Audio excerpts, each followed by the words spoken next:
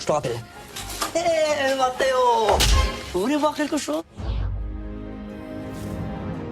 Mardi prochain, Dan Geraldo repart en Palombie. Sa mission, percer le secret des payas. Mais attendez, là vous êtes en train de dire que je pars en Palombie, là. Vous avez rendez-vous avec Pablito Camarón, votre guide. Et c'est lequel, celui de gauche ou de droite?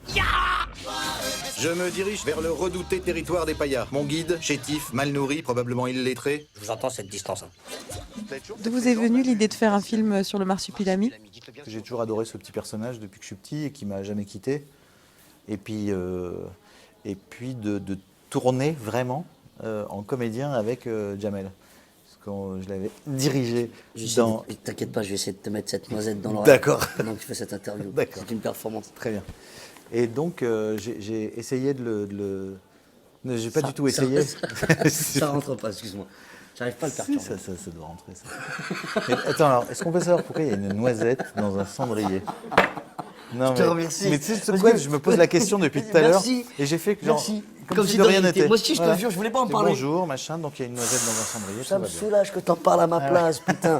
Je me suis dit, mais pourquoi ils font ça? C'est design? Ouais, ça doit être design. C'est suisse. Je pense que c'est suisse, moi. Je sais pas, il y a une espèce Je crois que c'est suisse. C'est En Suisse, on met une noisette dans les cendriers.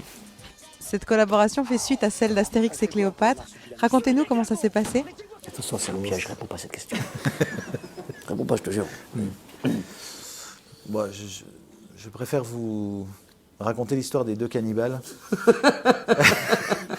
qui dînent et l'un dit à l'autre j'aime pas ma sœur et l'autre dit bah mange que les carottes. Non mais c'était super bien passé mais en fait on s'était pas croisés en comédien. Je l'avais dirigé mais finalement César et Numéro Bis n'ont quasiment pas de scène ensemble dans le film, sauf à la fin, quand ils se rencontrent à la découverte du palais. Donc on avait cette mini frustration, voilà, et où on avait envie, on se dit, ce serait bien un jour de trouver un film où on pourrait jouer tous les deux ensemble de personnages, quoi. Voilà. Tu confirmes? Je confirme. Moi, j'avais opté pour un film érotique au départ. Parce que j'adore sa peau. C'est vrai. Et bon, il n'a jamais voulu me donner gain de cause. Alors, on a fini par trouver un consensus intéressant, c'est de se retrouver en Palombie. Ouais. Et comme la température est relativement moite, et ben on était très bien.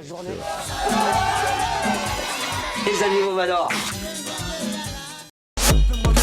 De moi-même.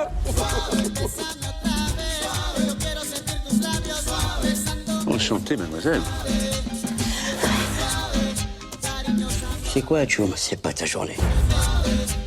Qu'est-ce que tu disais? Que si, que ça serait ta journée. On tenait à tourner ensemble. Le seul souci, on s'est retrouvé devant le fait qu'on est amis et que dans la vie, tu vois, on était relativement... on était souvent ensemble, on a souvent ri ensemble et...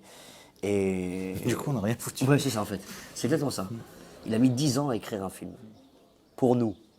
Je précise, parce que pour le reste du monde... Là, alors là... Charlotte Gainsbourg... Bien sûr. Tiens, je te fais des très jolis films. Voilà. Et puis pour Bibi, il a fallu que j'attende 10 piges. Ouais.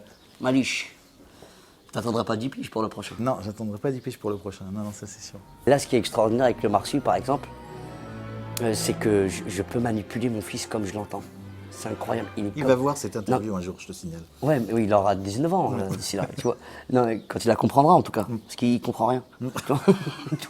Pour l'instant, il comprend rien. Non, mais ce qui est extraordinaire, c'est que il voit, c'est pas naturel de voir son papa sur un grand écran avec le marsupilami. Je vais vous montrer pour l'instant des petits teasers sur l'iPhone et il est sûr et certain que je connais le marsupilami. Et c'est la vérité. C'est vrai. Tu vois. Ouais. Et c'est ça qui est fou, c'est que maintenant je peux lui faire manger même des épinards, ce qui est dégueulasse. Les épinards, ça c'est pas comestible. C'est vrai? J'ai mangé des épinards.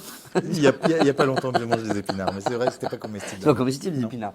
Et ben, je peux obtenir des choses que j'aurais pas obtenues si j'avais pas tourné dans ce film.